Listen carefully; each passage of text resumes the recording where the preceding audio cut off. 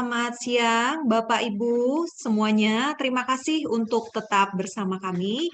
Kita sudah kembali untuk memulai acara jam 1 siang ini. Untuk selanjutnya, presentasi akan dibawakan oleh Bapak Faisal Susanto dari PT Panasonic Gobel Indonesia selama 1 jam ke depan. Kita sapa Pak Faisal.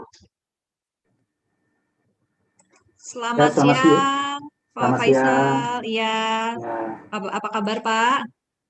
baik, Kabar baik. baik. Oke, silakan dimulai, Pak, untuk 1 jam ke depan. Baik, terima kasih Bu Nelly. Selamat siang, selamat bertemu kembali dengan Panasonic. Assalamualaikum warahmatullahi wabarakatuh. Ya, terima kasih atas kesempatannya. Pada siang kali ini, saya mewakili Panasonic ingin menyampaikan informasi mengenai total solution Panasonic air conditioning dari Panasonic sendiri ya. Sebelum memulai, mungkin saya ingin memperkenalkan diri dulu. Nama saya Faisal Susanto, saya dari PT Panasonic Gobel Indonesia. Kebetulan saya ingin menyampaikan teknologi-teknologi apa saja sih yang bisa menjadi solusi daripada udara ruangan Anda ya, terutama dengan produk-produk air conditioner-nya. Baik, sebelum saya memulai pemaparan apa yang akan saya sampaikan pada siang kali ini, saya ingin menyampaikan juga nanti kita akan ada juga sesi Q&A ya. Apabila ada yang ingin bertanya tentang informasi yang saya sampaikan pada siang hari ini, boleh bisa di chat langsung di chat room.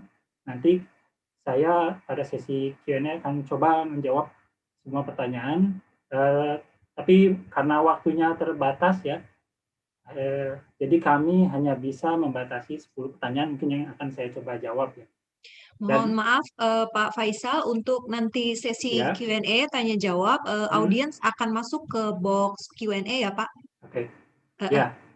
Baik. Baik, terima kasih Bu Nelly. Nah, tadi seperti yang disampaikan oleh Bu Nelly ya, nanti akan ada box Q&A-nya ya. Baik, nanti saya akan coba jawab dan tentunya 10 penanya yang akan saya jawab nanti akan mendapatkan hadiah menarik dari Panasonic. Jadi jangan lewatkan, silakan tanyakan apa yang menjadi mungkin yang masih penasaran lah ya tentang teknologi Panasonic. Oke, saya mulai saja ya. Sebelumnya saya akan share monitor.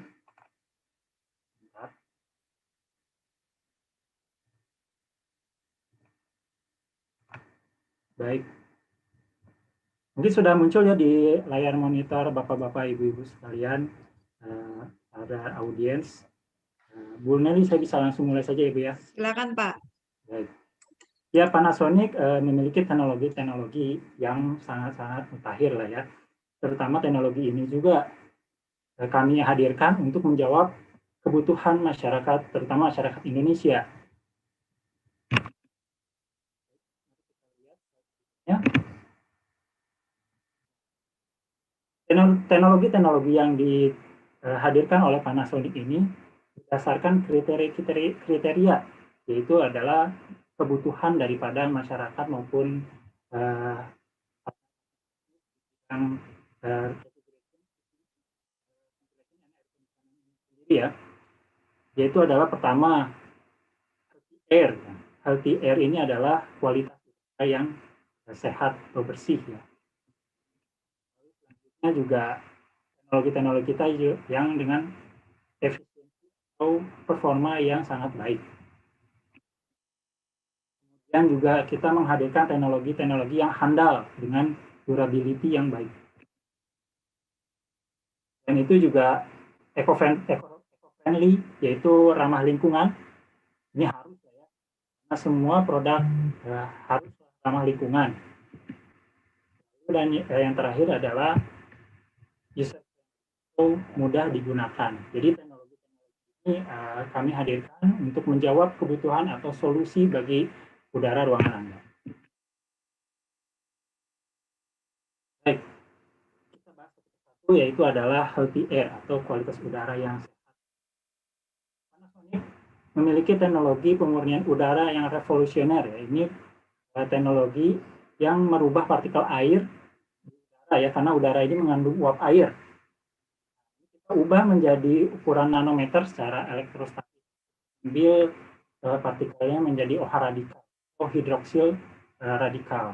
Nah, ini hidroksil radikal ini apa ya? Nanti saya coba sampaikan. Sebelumnya nanoteknologi kita ini juga sudah terdiri dari berbagai varian atau jenis. Pertama ada nanoEG. nanoEG ini adalah yang mampu menghilangkan PM2,5 atau partikulat matter berukuran 2,5 mikrometer ya. Ukurannya bisa dikatakan 1/10 daripada diameter sehelai rambut manusia. Jadi kalau kita lihat secara langsung oleh mata tidak mungkin terlihat. Jadi memerlukan sebuah alat ya untuk dapat melihatnya. Nah, ini bahaya sekali. Kalau kita terhirup ke pernafasan kita, bisa mengendap di paru-paru kita karena sangat kecil ya. Jadi dia tidak bisa dikeluarkan lagi oleh sistem pernafasan kita ya. Seperti kita kan sistem pernafasan kita itu memiliki proteksi yaitu batuk ataupun mohon maaf ya seperti meludah seperti itu ya. Itu adalah bagian dari proteksi saluran pernafasan kita. Nah, dengan PM2,5 ini sangat sulit untuk dikeluarkan kembali. Kemudian juga kita punya teknologi NanoEX. Nah, NanoEX ini adalah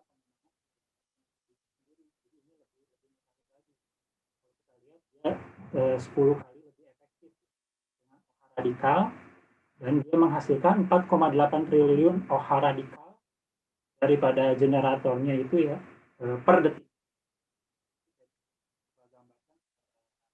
Mengenai ya, kita juga tahu ya teknologi Panasonic pemurni udara ini seperti apa.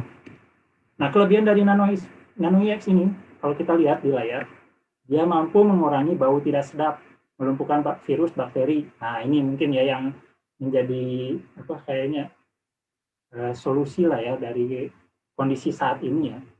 Kemudian efektif juga bekerja. Jadi partikel ini efektif melumpuhkan virus, bakteri maupun bau tidak sedap yang ada di udara, yang melayang di udara, maupun yang menempel hingga permukaan atau serat kain. Jadi dia tidak hanya yang ada di udara ya. Itulah kemampuan dari NanoEX ini. Mengapa seperti ini? Karena ini ukurannya sangat kecil ya. Karena ukurannya hanya 5-20 nanometer. Jadi sangat kecil, bahkan lebih kecil lagi daripada ukuran PM2,5 sendiri. Kita lihat di sini adalah teknologi NanoEG. Kalau kita lihat di kanan ini adalah urutan cara kerja NanoEG. Pertama, dia mengeluarkan ion negatif, debu, membawanya kembali ke filter. Urutannya gambarannya lebih mudahnya seperti ini ya. Jadi step pertama itu generator NanoEG ini menghasilkan ion negatif. Ion negatif ini ukurannya kecil ya tadi ya, nano. Ion negatif ini dihembuskan atau disebarkan oleh fan daripada indoor unit ke seluruh ruangan. Ketika dia bertemu dengan debu berukuran PM2,5, dia akan menempel. Nah, karena debu ini sangat kecil, debu ini itu tidak dapat difilterisasi oleh filter AC konvensional ya. Kita tahu AC umumnya itu menggunakan filter model Saranet. Ya, kalau saya lihat menggunakan, saya coba pakai pointer ya. Nah, ini di layar ini adalah filter konvensional pada sebuah AC ya, unit AC, yaitu filter Saranet. Pada filter ini, debu-debu berukuran PM2,5 itu tidak dapat tersaring karena saking kecilnya. Namun karena adanya ion ini bertemu, ketika benda kecil bertemu benda kecil saling menempel menjadi ukurannya lebih besar seperti itu. Sehingga ketika dia terbawa kembali kepada return air atau kembali kepada indoor unit, dia akan terperangkap pada filter. Jadi dia menangkap debu-debu yang sangat kecil. NanoEdge ini juga sudah kami uji dengan bekerja sama dengan Perhimpunan Dokter Paru Indonesia atau PDPI. Jadi kita lakukan pengujian di kantor pusat PDPI sendiri. Kalau kita lihat ada gambaran daripada proses pengujiannya. Jadi kita melakukan pengujian ini di dalam ruangan berukuran 3 kali 3 meter dengan menggunakan sampel yaitu rokok 30 batang yang kita bakar. Jadi ruangan ini kita buat serapat mungkin tertutup ya. Dibuat tertutup serapat mungkin dan kita nyalakan 30 batang rokok ini ya. Tentu saja pasti asapnya akan berkumpul dan menyebar di dalam ruangan. Asap ini mengandung debu PM 2,5. Kemudian kalau kita lihat di sini, ini adalah hasil pengujian yaitu dalam bentuk grafik. Jadi unit AC kita yang menggunakan teknologi NanoEdge ini kita nyalakan. Lalu rokok pun kita nyalakan. Kita nyalakan selama kurang lebih 4 jam ya, di mana NanoEdge-nya, fitur NanoEdge-nya kita tidak aktifkan. Jadi hanya fungsi AC saja kita aktifkan. Dan ternyata kalau kita lihat grafiknya menunjukkan peningkatan ya, peningkatan yang sangat signifikan bahkan hingga 951 mikrogram per meter kubik. Ya ini sudah di level tidak sehat atau berbahaya.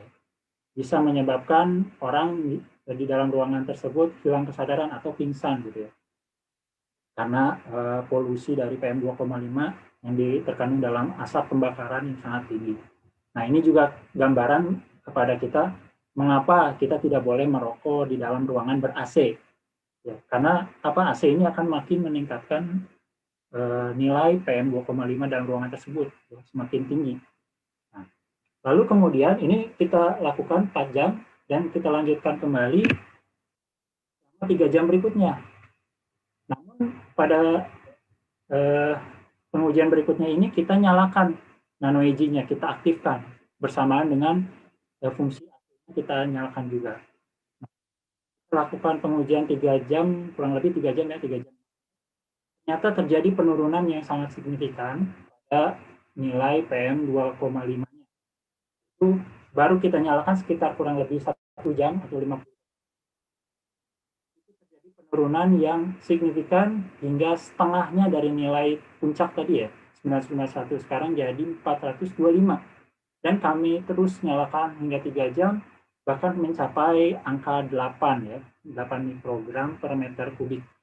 Jadi NanoEdge ini ternyata bisa mempengaruhi dan bisa efektif ya, sangat efektif menghilangkan debu PM 2,5.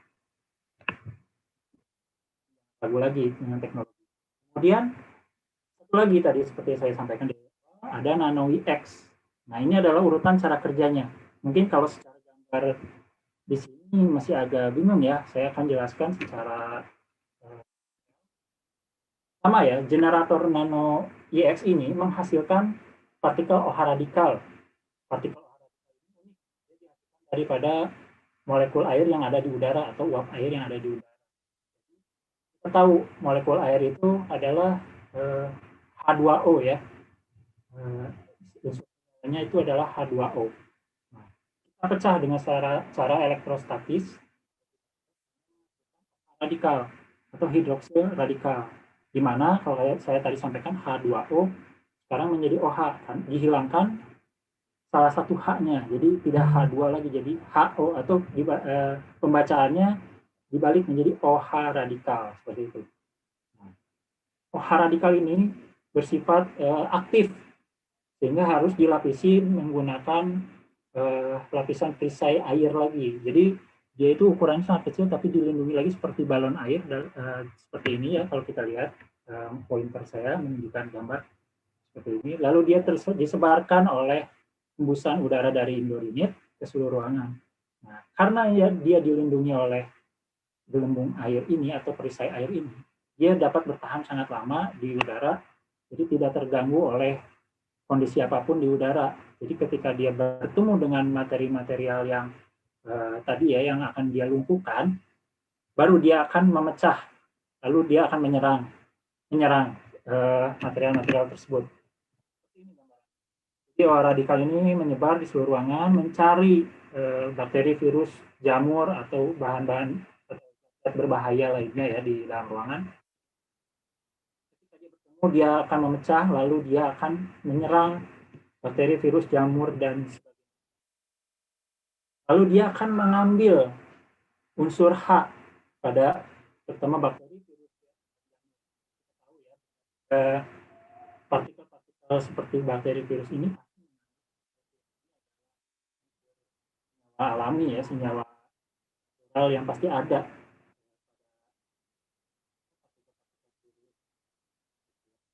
Dia mengambil karena dia tadi bersifat radikal. Dia ingin kembali lagi menjadi H2O gitu. Jadi dia mengambil unsur H pada virus dan dia kembali menjadi H2O pada akhirnya. Lalu bagaimana dengan bakteri virus yang sudah diambil hidrogennya? Dia akan melemah karena seperti dia kehilangan bagian daripada tubuhnya lah istilahnya ya. Kalau istilah kata manusia itu kita kekurangan darah, lemas gitu ya. Karena darahnya diambil, lalu kekurangan darah, lemas. Jika tidak ada penanganan, ya lama-lama kita akan bisa juga mengakibatkan kematian gitu ya. Ini pun sama. Jadi bakteri virus ini dibikin lemah dan akhirnya mereka akan mati secara sendiri gitu ya. Jadi OH radikal ini tidak mematikan bakteri virus tapi melumpuhkan. Nah, ini juga paling ditunggu-tunggu ya. Kami sudah melakukan pengujiannya, ternyata hidroksil radikal atau H radikal ini mampu menghambat virus yang sekarang lagi menjadi pandemi di kita. Ini telah kita uji dan kita lakukan pada bulan Juli 2020 ya, saat pandemi ini berlangsung. Kita lakukan pengujian bersama dan bekerja sama dengan laboratorium milik Osaka. Objeknya adalah COVID-19. Device-nya menggunakan device generator NanoEX yang mampu menghasilkan hidroksil radikal. Pengujiannya, nah bisa kita lihat di layar. Kita lakukan pengujian selama 3 kali, jadi kita lakukan 3 kali ya berulang dengan metode yang sama dan waktu yang sama 3 jam masing-masing. Lalu kita dapatkan hasilnya, kemampuan menghambat virus COVID-19 ini adalah 99,9% ya. Saya ambil rata-rata 99,9%. Ini berarti meyakinkan kita bahwa OH radikal ini mampu menghambat ya dan melumpuhkan COVID-19.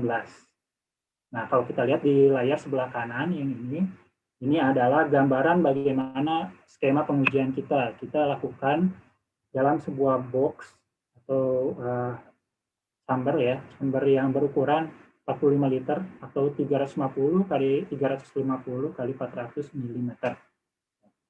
Lalu di dalamnya kita posisikan seperti ini, di mana sampel atau subjeknya kita simpan bagian bawah dengan memberikan jarak 15 cm ke device dari NanoEX-nya sendiri. Jadi ini kita lakukan pengujian seperti ini. Kemudian sebelum kita melakukan pengujian pun Nano teknologi ini sebenarnya sudah mendapat sertifikasi dari berbagai negara. Lihat di layar, ini adalah negara-negara yang telah mengakui kemampuan daripada teknologi kita. Eropa hingga negara-negara Asia, termasuk Indonesia pun sudah ada sertifikasinya ya. Kelebihan lagi dari teknologi NanoEX kita ini adalah nano teknologi lah ya kita sebutnya, karena ada NanoEG dan NanoEX. Itu adalah digunakan di berbagai sektor. Kalau kita lihat gambar sini ada transportasi, kantor, rumah, ruang publik, ya atau seperti area umum lah ya. Lalu juga kendaraan. Ini yang unik lagi dari Jepang sendiri, teknologi kita sudah diaplikasikan di gerbong-gerbong kereta.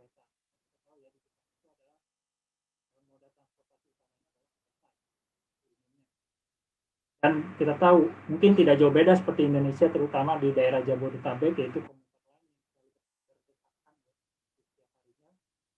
di Jepang pun sama seperti itu, sehingga resiko terjadi penularan virus, bakteri atau dari bau-bauan tidak sedap karena kan saking padatnya penumpang itu dapat diminimalisir atau dihambat menggunakan nanoteknologi kita. Kemudian juga kalau kita lihat ini spesialnya lagi adalah sudah digunakan di kendaraan-kendaraan ya, baik merek Toyota, Lexus, Mitsubishi Motor, Suzuki, Mazda dan Subaru pada opsional ya, untuk fitur opsionalnya mereka. Kalau Toyota Lexus, Mitsubishi Motor, Suzuki itu ada beberapa model mereka yang sudah include atau termasuk nano teknologi ini. Jadi brand-brand besar pun sudah mengakui kemampuan teknologi Panasonic. Dan perlu diingat, nano teknologi ini adalah teknologi milik Panasonic yang digunakan di berbagai sektor selain daripada produk-produk Panasonic sendiri.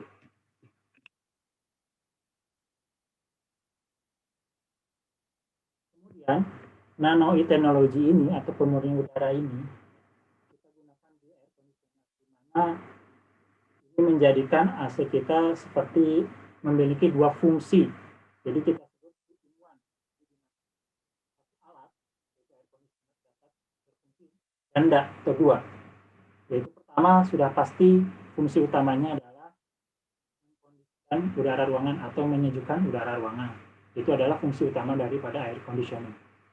Nah, ditambah lagi dengan tadi saya sampaikan fungsi pemurni udara. Jadi dia memiliki dua fungsi dalam satu alat. Nah, kelebihannya juga nanoteknologi ini adalah dia dapat diaktifkan dengan AC ini diaktifkan juga. Maksudnya layar ini adalah business time atau jam kerja lah ya, sebuah perkantoran. Contoh saya ambil contoh seperti itu, otomatis jam perkantoran ini misalkan dari pagi hingga sore dia akan aktif atau on ya, menyala digunakan. Nanti bersama dengan itu kita aktifkan juga teknologi nano ini. Jadi dalam waktu yang bersamaan dia mampu menjalankan dua fungsi yang berbeda. Kita close time atau mungkin perkantoran sudah tutup ya, karyawan sudah pulang di ruangan, pasti AC ini akan dimatikan. Nah, tidak ada fungsinya ya, karena tidak ada penghuni ruangan. Tapi kita ingin ruangan ini tetap nano nya tetap kita nyalakan, itu bisa. Jadi seperti fan mode atau mode kita ditambah dengan fitur nano yang dinyalakan. Jadi ini mampu bekerja 24 jam non-stop, tidak masalah pada pemurni udara ini. Lalu bagaimana kalau menyala terus-menerus gitu ya? Konsumsi listriknya itu sangat ringan atau sangat rendah. Generator nano I-nya sendiri hanya 25 watt. Jadi sangat rendah, kan lebih rendah daripada nyala lampu ya. Nyala lampu. Lalu ditambah pasti fan daripada indoor unitnya ya, harus mendistribusikan ion OH radikal. Ini adalah kerja bersama antara generator dan fan indoor unit. Ya kisaran wattnya bisa mencapai 80 hingga 90 watt untuk model-model AC komersial Panasonic, dan kalau untuk yang residensial itu tidak lebih dari ya 25 watt. Jadi sangat rendah. Tidak perlu khawatir menjadi boros atau ya menggunakan listrik yang berlebihan. Ini adalah unit-unit yang sudah dilengkapi dengan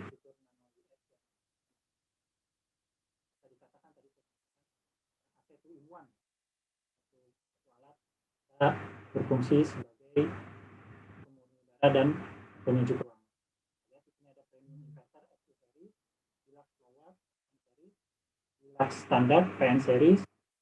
Lalu pada tipe-tipe komersial yaitu package air conditioner model 4-way cassette, inverter maupun non-inverter, dan juga model VRF kita, di mana pada model 4-way cassette indoor unit.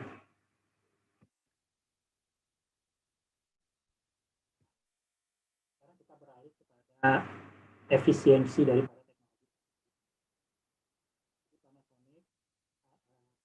sesuai dengan anjuran pemerintah harus menghadirkan ujung-ujungnya adalah bersinambungan dengan eco-friendly juga. Jadi hemat energi ini kita menggunakan standar dari pemerintah, yaitu energi efisiensi rasio atau EER, yang menggunakan rate dalam bentuk bintang. Kalau kita lihat di sini, ini adalah rate yang dikeluarkan oleh pemerintah.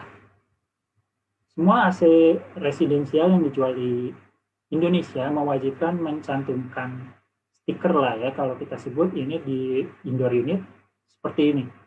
Jadi ada rate bintangnya. Rate bintang 4 adalah rate paling terbaik atau efisiensinya yang paling maksimal. Dan Panasonic pada room air conditioner-nya atau residensialnya, kapasitas unit AC yang single wall mounted ya, dari setengah PK hingga 2,5 PK untuk rumahan itu sudah memiliki rate bintang 4. Jadi tak perlu khawatir lagi, kita sudah memiliki efisiensi tertinggi.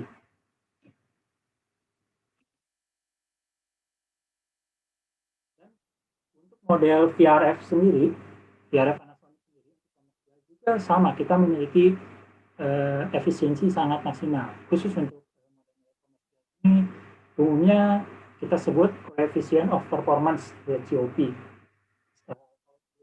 Saya sampaikan EER atau energi efisiensi. Tujuannya sama, jadi hanya berbeda pada penggunaan unitnya, antara unit standar British ataupun international standard, seperti itu saja. Nah, umumnya untuk komersial menggunakan coefficient of performance atau COP, di mana VRF kita adalah VRF yang sangat efisien dengan nilai performance bahkan untuk kapasitas 8 PK-nya bisa mencapai 5,3 ya COP-nya. Jadi sangat-sangat efisien dan bagus performance-nya. Ini adalah salah satu teknologi yang kami kami keluarkan, kami tonjolkan karena efisiensi akan membantu juga daripada end user dalam penggunaan AC. Selanjutnya kita ke durability. Durability ini kita memiliki namanya teknologi low voltage 60 volt ini, yaitu adalah teknologi yang tangguh di tegangan rendah. Nah, ini adalah jawaban daripada problem yang sering terjadi di Indonesia. Lanjut dulu ke slide berikutnya. Kalau kita lihat, ini adalah data yang kami himpun dari sumber kami, itu Paparatnai atau Research and Development Panasonic, kemudian daripada Panasonic Manufacture Indonesia AC Business Unit, lalu juga Panasonic Global Indonesia Service tahun 2016. Ini based on problem yang muncul ya dari konsumen-konsumen kita. Ternyata ada dua kota yang sangat fluktuatif tegangannya, tidak stabil. Pertama adalah Pekanbaru. Kalau kita lihat contoh ini adalah Pekanbaru, dia tegangannya tidak stabilnya, cenderung sering naik ya. Di mana tegangan yang di standar yang diberikan dari perusahaan listrik itu adalah 220 volt ya. Dan juga memiliki range safety sekitar 10% daripada 220 volt. Itu masih di ambang batas aman. Kalau kita lihat di sini memang masih di ambang batas aman ya untuk Pekanbaru. Kalau kita lihat peak tertingginya itu adalah di bawah ya antara 230 hingga 240 masih, atau 236 ya. Itu masih di titik aman. Walaupun ini sebenarnya juga sangat berbahaya, bisa merusak barang-barang elektronik kita. Kemudian juga kalau kita lihat di Banjarmasin ini adalah fluktuatif yang paling sering menuju ke terendah gitu ya. Kalau kita lihat ini bisa sampai 175 volt. Untuk AC sendiri ini sudah mustahil tidak bisa bekerja di 175 volt. Karena AC kita tahu ya, elektronik yang membutuhkan daya listrik yang sangat tinggi. Jadi kalau tegangannya drop, otomatis daya yang masuk juga rendah dan tidak mampu mengoperasionalkan AC. Ya, bisa jadi umumnya sih di Indonesia ini adalah akibat pencurian listrik ya. Tapi ini adalah kendala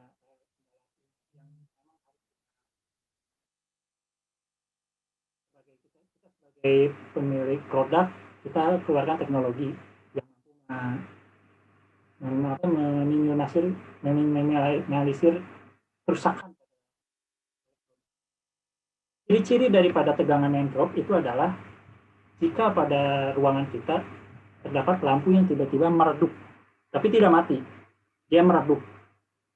Kita tahu jelas-jelas kalau misalkan lampu atau barang elektronik semua di ruangan kita atau di rumah kita tiba-tiba mati semua, itu pasti disebabkan oleh padam aliran listrik ya, atau putus aliran listrik. Ini berbeda, aliran listrik tetap ada, tapi terjadi penurunan tegangan oleh penyebabnya berbagai hal tadi. Salah satunya lampu. Kalau lampu mungkin masih bisa berfungsi karena dia membutuhkan dayanya tidak terlalu tinggi seperti air conditioner ya. Jadi dia masih bisa menyala, tapi sayangnya dia menjadi redup. AC tidak bisa menyala.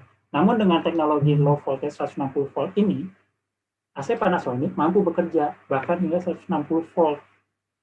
Tadi kita lihat pada grafik sebelumnya, Banjarmasin paling rendah itu 175 volt ya. Sedangkan kita mampu bekerja 160 volt. Jadi AC kita tetap bisa berfungsi mendinginkan ruangan atau menyejukkan ruangan dalam kondisi seperti itu.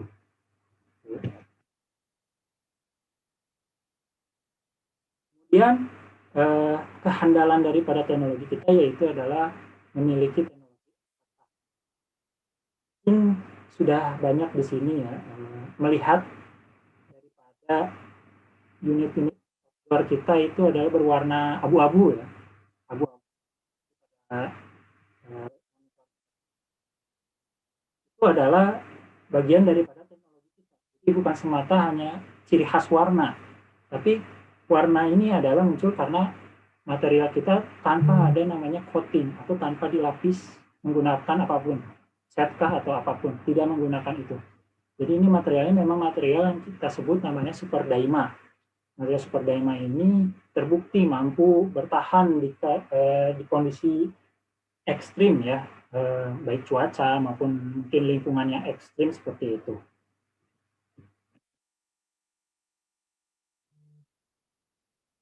Kita mengambil salah satu contoh ya, unit kita yang sudah menggunakan teknologi EcoTaff, yaitu material di salah satu minimarket di daerah Ancol, Jakarta Utara ya. Kita tahu Ancol itu adalah pantai, dan pantai umumnya memiliki angin laut yang mengandung uap garam. Ini sangat merusak ya bagi material-material metal seperti bodi pada outdoor unit. Nah, untuk menanggulanginya kita menggunakan namanya teknologi EcoTaff. Ini kita ambil gambar ini di tanggal 24 Mei 2018, lokasi Ancol, dan periode unit ini sudah terpasang di sana itu dari tahun 2015 sampai 2018 saat kita ambil foto itu ya, kurang lebih sudah 3 tahun terpasang di sana. Dan kalau kita lihat di layar ini sudah terlihat ya, tidak ada korosi atau karat. Nah, justru kebetulan di sini ada rantai ya. Ini unit diikat oleh rantai, jadi bisa sebagai pembanding kita. Kalau rantai sendiri kita lihat ini sudah berkarat ya, sedangkan bodinya ini, bodi pada outdoor unit kita tidak ada karat sama sekali. Memang terjadi perubahan warna menjadi agak doff ya, abu doff, itu karena ya memang dia proses perlindungan dirinya seperti itu menjadi doff. Sama seperti cat kendaraan mobil seperti itu ya. lama-kelamaan jika tidak sering dipoles istilahnya ya, dia juga akan menjadi pudar, tapi dia tetap melindungi body unit, tidak ada karat sama sekali. Seperti itulah. Tapi ini tanpa coating. Dan teknologi material super Daima yang sudah banyak digunakan pada bangunan. Contohnya kalau kita lihat di sini adalah jembatan Yokohama Bay. Berarti di sini adalah jembatan untuk menyeberangi laut ya, dan sungai lagi. Tadi saya sampaikan merusak bagi material metal. Nah, saya nggak tahu nih jembatan yang menyeberang laut seperti di Indonesia, Suramadu atau Balerang menggunakan super Daima juga atau tidak. Tapi yang pasti di Jepang ini pasti menggunakan material super Daima. Karena apa, jembatan ini diciptakan untuk bertahan 100 tahun atau lebih, tidak untuk setahun 2 tahun ya. Jadi dia diusahakan untuk yang durability-nya sangat baik. Kemudian juga pada rel kereta di Jepang itu menggunakan material super Daima. Konstruksi bangunan juga pada stadion Toyota di Jepang, lalu juga Chiba Sport Park ini juga menggunakan strukturnya menggunakan material super Daima. Lalu di pertanian juga pada rumah-rumah pertaniannya itu menggunakan material super Daima. Jadi ini memang terbukti ya, material super Daima pada EcoTac ini kuat untuk kondisi-kondisi outdoor seperti ini. Kemudian durability kita selanjutnya adalah teknologi bluefin. Kita lihat kita punya bluefin evaporator maupun bluefin. Ini perbedaannya, kita menggunakan bluefin di evaporator juga. Evaporator itu apa? Mungkin di sini ada yang sudah tahu ataupun juga belum mengenal evaporator. Evaporator adalah komponen penukar panas atau penukar kalor ya, di mana di indoor unit ini dia disebut evaporator. Dia menyerap panas dan menghasilkan udara dingin ke ruangan, dan kondensor di outdoor di mana dia melepas panas. Oh ya, anginnya cenderung panas, angin yang dihembuskan oleh outdoor unit. Nah, kedua bagian ini sangat rentan terhadap korosi atau resiko berkarat akibat kondisi lingkungan, baik tadi di pinggir pantai atau mungkin lingkungannya itu lingkungan yang sangat korosif. Sehingga Panasonic memberikan perlindungan pada bluefin menggunakan bluefin evaporator. Bluefin evaporator kita ini bukanlah dilapis atau di coating, tapi materialnya adalah memang aluminium yang sudah dicampur dengan unsur atau zat anti korosif. Jadi materialnya kita tahu ya, sirip-sirip ini tuh berbentuk lembaran. Itu adalah memang sudah berwarna biru, bukan lembaran-lembaran aluminium yang kita lapis dengan warna biru pelindung biru seperti itu. Tidak. Jadi memang murni adalah sudah berwarna biru. Jadi tidak mungkin terjadi pengelupasan. Gitu ya. Kemudian juga pada pipa-pipanya, baik di evaporator maupun di kondensor, kita tetap menggunakan pipa tembaga. Semua unit AC milik Panasonic menggunakan pipa tembaga. Dari mulai residensial atau room air conditioner hingga model VRF atau yang komersial, itu semua menggunakan pipa tembaga. Tidak ada yang menggunakan pipa aluminium, karena kita tahu ya, aluminium ini ketika terjadi permasalahan sangat sulit untuk maintenance-nya, dan ini juga kalau untuk konsumen ini tidak friendly user ya, karena akan mengakibatkan membutuhkan waktu yang sangat lama ketika maintenance atau service. Gitu. Dan bluefin kita ini sudah teruji juga, bekerja sama dengan Universitas Indonesia, kita melakukan pengujian yang disebut dengan metode salt water test. Jadi dengan air garam yang di-spray seperti itu. Ini adalah metode yang digunakan berdasarkan standar Japanese standar ya, JIS. Kita lakukan selama 3 minggu, di mana setiap minggu kita pantau Ini pengujiannya dengan evaporator yang bluefin dan juga evaporator yang konvensional ya, atau tanpa bluefin. Kita lihat di sini, untuk yang menggunakan bluefin tidak terjadi perubahan yang signifikan. Mungkin terjadi perubahan daripada warnanya menjadi agak doff, seperti itu aja. Namun itu adalah proses perlindungannya ya.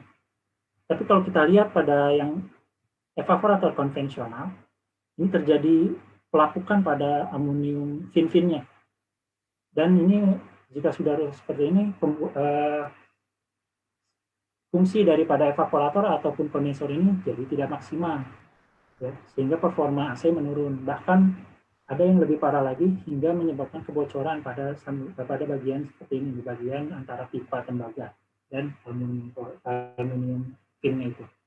Jadi ini adalah sertifikat yang dikeluarkan oleh laboratorium MPFA ya dari Universitas, di mana mereka mengakui bahwa bluefin, teknologi bluefin Panasonic ini teruji ketahanannya terhadap lingkungan yang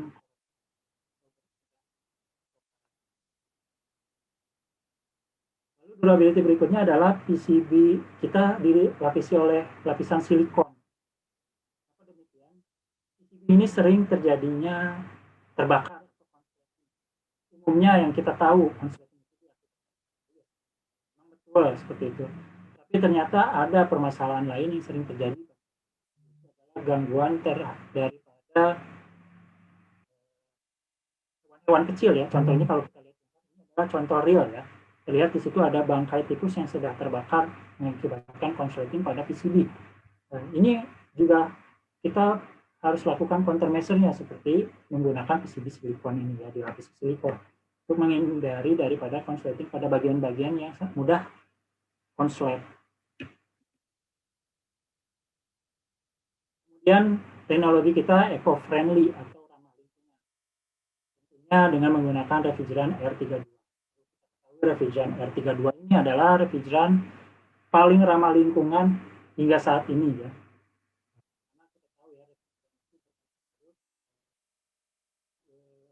Hingga ditemukan yang paling ramah lingkungan. Jadi mungkin aja di kemudian hari ada refrigeran terbaru yang lebih ramah lingkungan. Namun saat ini ada R32 adalah paling ramah lingkungan dengan potensi penipisan lapisan ozonnya, yaitu ozone depletion potensialnya 0, tidak ada sama sekali. Lalu potensi pemanasan globalnya atau global warming potensialnya paling rendah di antara refrigeran gas refrigeran AC lainnya, yaitu 675. Dan pemerintah Indonesia sudah mewajibkan brand-brand yang menjual produk AC di Indonesia harus mengganti produknya menggunakan R32 di tahun 2015, sejak tahun 2015. Namun ini memang bertahap, tidak langsung total series atau model itu diganti ya. Jadi tapi Panasonic tahun 2015 itu 90% model room air conditioner kita atau residential kita berubah menjadi R32. Dan kemudian bertahap hingga saat ini akhirnya model komersial kita pun mulai bertahap dengan refrigeran R32 yaitu pada package air conditioner kita. Ini adalah sedikit gambaran bagaimana sih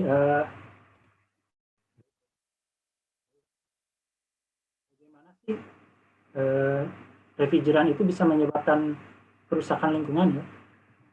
Jadi ketika kita menginstal AC, kita akan mengalami yang namanya proses penambahan refrigeran jika panjang pipa pun mungkin terjadi kebocoran ya pada AC kita sehingga gas refrigeran ini lepas ke luar. Bayangkan ini terjadi pada beberapa unit, puluhan atau mungkin ratusan unit dalam satu kota.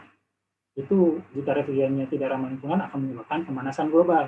Sehingga refrigeran ini harus diutamakan selalu menjadi yang paling ramah lingkungan. Seperti itu. Jadi ini terus berkembang, semuanya mengarah ke yang paling ramah lingkungan. Seperti itu. Lalu unit kita yaitu yang user friendly atau mudah digunakan. Namanya multi air conditioner system. Bisa untuk beberapa indoor.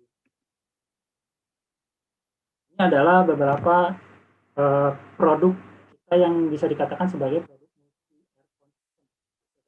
multi di mana indoor unit, satu outdoor unit bisa mini VRF yang lebih banyak lagi, satu outdoor bisa mengoperasionalkan hingga 13 indoor unit.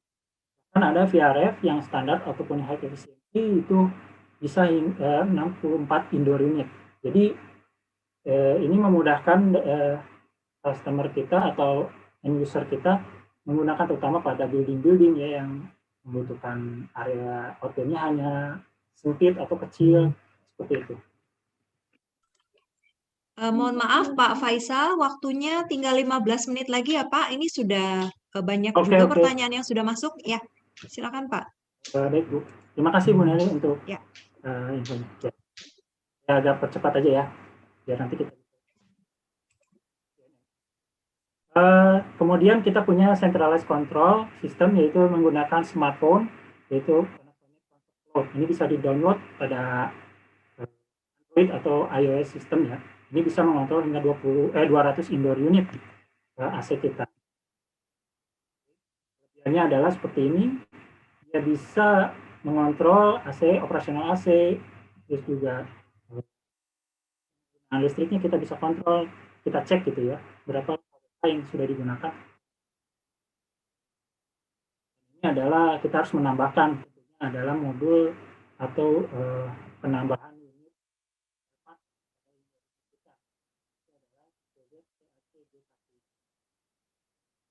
Lalu ada centralized control, jadi ini adalah kontrol-kontrol secara sentral dari satu tempat untuk seluruh. Lalu easy installation, terutama untuk model-model yang kita keluar tahun ini, yaitu model residensial ini kita buat semudah mungkin bagi installer saat memasang maupun maintenance. Dan juga yang terakhir adalah kita sudah dilapisi oleh insulasi pada model-model ya, AC kasetnya beresiko kondensasi dan akhirnya akan menetes ke ruangan ya.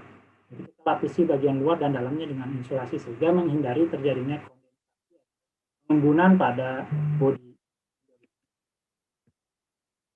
Itulah pemaparan daripada teknologi-teknologi Panasonic